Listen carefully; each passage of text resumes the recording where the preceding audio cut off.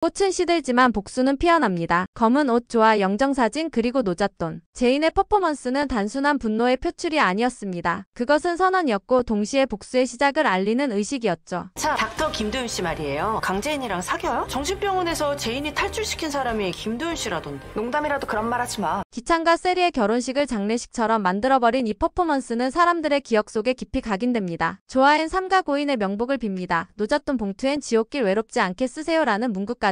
그것은 그냥 메시지가 아니라 경고였습니다. 이제부터 내가 너희를 무너뜨릴 차례야. 제대로 된 전쟁을 선포한 것이었습니다. 결혼식 이후 세리와 기찬은 일제히 여론의 문매를 맞습니다. 누군가 웨딩장 사진을 유출했고 곧이어 익명의 SNS 계정이 두 사람의 비리를 폭로하기 시작합니다. 정신병원 입원 조작설, 친권 포기 강요 의혹 같은 키워드가 포털 실시간 검색어 상위권을 장악하고 온라인 커뮤니티에는 내부자 제보가 잇따릅니다. 그야말로 파문이었죠. 둘은 급히 위기관리팀을 가동하지만 여론은 진정되지 않습니다. 기찬은 법적 대응을 검토하며 기자회견을 준비하려 하지만 세리는 점점 불안해집니다. 그녀의 눈엔 이미 누군가가 그들을 철저히 계획적으로 파괴하고 있다는 공포가 자리잡고 있었죠. 하지만 진짜 위협은 아직 시작도 되지 않았다는 사실은 두 사람 모두 모르고 있었습니다. 세리는 복수의 판을 누가 설계했는지를 감으로 먼저 알아챘습니다. 단순히 제인이 정신병원에서 탈출했다고 해서 상황이 이렇게까지 뒤집히진 않아요. 기자회견, 증거 영상, 여론몰이까지 누군가가 정교하게 돕고 있다는 건 분명했고 그녀의 촉은 곧바로 한 사람을 가리켰습니다. 김도윤. 도윤은 늘 제인 곁에 있었죠. 탈출 이후 그녀가 움직이는 곳마다 그가 함께했고 중요한 순간마다 타이밍 좋게 등장했습니다. 세리는 본능적으로 느꼈습니다. 이 남자 단순한 조력자가 아니다. 이 판의 공동 설계자다. 그래서 그녀는 직접 움직이기 시작합니다. 사람을 붙이고 병원 기록을 뒤지고 그의 과거 행적을 하나하나 추적하기 시작했어요. 도윤이 어떤 병원에서 근무했는지, 어떤 환자를 담당했는지 이력서를 조회하고 간호사 시절의 동료를 찾아 접촉을 시도합니다. 이 과정에서 그녀는 아주 오래된 이름을 발견합니다. 김도희. 그때 자신들 대신 자영이 감옥에 들어간 그 사건의 주인공이었죠.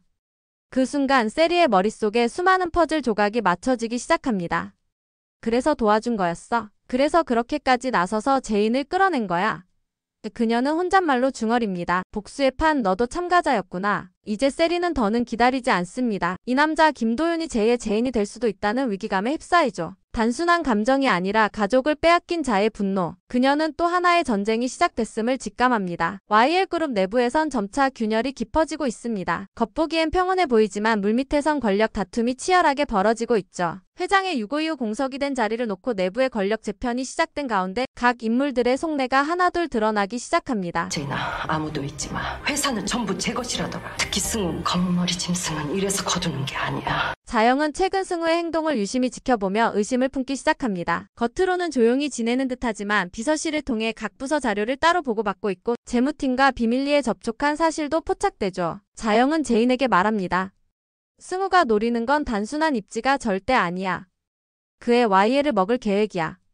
반면 강미라는 세리의 권력 장악 시도에 점점 환멸을 느끼고 있습니다. 한때는 같은 편처럼 움직였지만 세리의 결혼을 둘러싼 스캔들과 그 뒤의 위기관리 방식에서 미라는 차츰 거리를 두기 시작합니다. 이사들 사이에서도 세리를 향한 불신의 목소리가 커지고 있죠. 세리는 이런 불안정한 내부 분위기를 역이용하기로 결심합니다. 그녀는 기찬과 함께 긴급 이사회를 소집합니다. 명분은 회장 부재 시 임시 의결권 행사 절차를 재정비한다는 것이었지만 실상은 대리 회장직을 맡기 위한 사전 포석이었습니다. 이 소식을 들은 황 이사는 즉각 움직입니다. 그는 강미란과 단둘이 마주 앉으며 깊은 한숨과 함께 말합니다. 이대로 가면 YL은 삼켜집니다. 세리는 절대 멈추지 않아요. 지금은 미란 대표님이 움직이셔야 할 때입니다. 황 이사의 눈빛엔 절박함이 미란의 표정엔 복잡한 감정이 어립니다. 결국 그녀는 입을 엽니다. 지켜보기만 해선 안 되겠네요. 회사를 위해서라도. 그렇게 YL그룹은 정적 속의 전쟁이 시작되고 있었고 그 전쟁의 다음 타깃은 누구일지 아무도 모르는 상황이 펼쳐지고 있었습니다. 한편 유경은 제인의 기자회견 이후 끝없는 혼란에 빠져듭니다. 그녀는 회의실 모니터를 통해 제인의 단호한 목소리를 들었고 그 안에 담긴 진실의 무게에 압도당했습니다. 며칠 전까지만 해도 정신적으로 불안정한 여자라고 생각했던 제인이 이제는 너무도 또렷하게 세리와 기찬의 비열한 진실을 들춰내고 있었죠. 유경은 믿고 싶지 않았습니다. 자신이 봐왔던 모든 게 거짓이었다는 사실을. 그녀는 집으로 돌아와 서랍을 뒤져 이번 서류 원본을 다시 꺼냅니다. 당시에 아무 의심 없이 넘겼던 문서들이 이제는 다른 의미로 다가오기 시작합니다. 서명 필체의 어색함, 날짜와 시간이 불일치한 접수 기록, 담당 의사의 진단이 아닌 다른 의사의 서명이 찍힌 서류. 그녀는 점점 얼굴이 하얘집니다. 이걸 다 알고도 난 그냥 넘겼어. 유경은 손으로 얼굴을 감싸며 자책에 빠집니다. 그 순간 누군가가 그녀의 문을 두드립니다. 문을 열자 도윤이 조용히 서 있었습니다. 말없이 들어온 그는 유경에게 눈을 맞추며 말합니다. 이제라도 말해줘요. 그날 무슨 일이 있었는지. 제인을 도울 수 있는 마지막 기회일지도 몰라요. 유경은 잠시 침묵합니다. 눈빛이 흔들리고 두 손은 가볍게 떨리기 시작합니다. 그녀는 알고 있습니다. 자신이 진실을 말하는 순간 더 이상 세리의 보호막 안에 있을 수 없다는 걸. 하지만 동시에 자신이 침묵을 유지한다면 또 한 명의 피해자가 생길 수도 있다는 것도 알고 있었죠. 눈에 눈물이 맺힌 채로 유경은 입술을 달싹이며 속삭입니다. 그날 세리는 분명히 알고 있었어요. 제인 씨가 원해서 간 게 아니라는 거. 그 순간 그녀는 더 이상 세리의 비호자가 아닌 진실의 편에 서는 증인이 되어가고 있었습니다. 제인은 조용히 책상 서랍을 열어 아주 작은 금속 케이스 하나를 꺼냅니다. 그 안에는 그녀가 마지막까지 숨겨두었던 또 하나의 USB가 들어있었죠. 손에 쥔 그것을 바라보며 그녀는 천천히 눈을 감고 숨을 고릅니다. 이 안에는 그녀가 기찬에게 강제로 친권 포기, 각서에 서명하게 된 모든 정황이 담긴 영상이 저장되어 있었습니다. 영상 속 그녀는 침대에 앉아 있었고 기찬은 날카로운 눈빛으로 각서를 내밀며 강압적인 태도를 보였습니다. 지금 이걸 안 쓰면 넌 아이도 못 보고 회사에서 발도 못 붙여. 그의 목소리는 냉정했고 손에 든 녹음기도 영상 한 켠에 등장했죠. 영상 속 제인은 떨리는 손으로 펜을 잡았고 사인을 하며 눈물 한 방울을 흘립니다. 그 한순간이 그녀가 겪어야 했던 공포와 수치 그리고 억눌림의 총합처럼 느껴졌습니다. 이 영상은 단순한 감정이 아닌 법적 증거로도 강력한 무기였습니다. 그녀는 USB를 노트북에 꽂고 법률사무소로 보낼 메일을 작성합니다. 제목은 단순하지만 단호했습니다. 친권 강탈 사건 증거 영상 제출. 그녀는 키보드에 손을 얹고 마지막 줄을 적습니다. 아이를 빼앗긴 것도 남편을 잃은 것도 참았어요. 하지만 내 목소리까지 지우진 못해. 그녀는 그 말을 입력한 후 손을 떼고 모니터를 바라봅니다. 화면 속 이메일 창은 마치 심판의 통로처럼 느껴졌습니다. 전송 버튼을 누르는 순간 그녀의 눈에 눈물이 맺혔지만 표정은 흔들리지 않았습니다. 그 눈물은 복수의 시작을 알리는 침묵의 신호였습니다. 그리고 장면은 전환됩니다. 어느 후 은호가 다니는 어린이집 앞. 제인은 검은 마스크를 쓰고 조용히 그 앞에 서 있습니다. 손엔 법원에서 발급받은 면접교섭 권한 신청서가 들려 있었고 멀리서 아이가 뛰노는 모습을 바라보며 제인은 조용히 중얼입니다. 엄마가 돌아왔어, 은호야. 이번엔 절대 널 빼앗기지 않을 거야. 그녀는 담장 너머로 아이가 웃으며 노는 모습을 한참 바라봅니다. 아이는 아직 그녀가 돌아온 걸 모르죠. 하지만 제인의 눈엔 확신이 있었습니다. 아이를 품에 안기 전까지 절대 멈추지 않겠다는 결의. 눈에선 조용히 눈물이 흐르고 있었지만 그 눈물은 후회가 아니라 다짐이었습니다. 그녀의 싸움은 이제 아이를 향한 그리고 진실을 되찾기 위한 다음 단계로 접어들고 있었죠.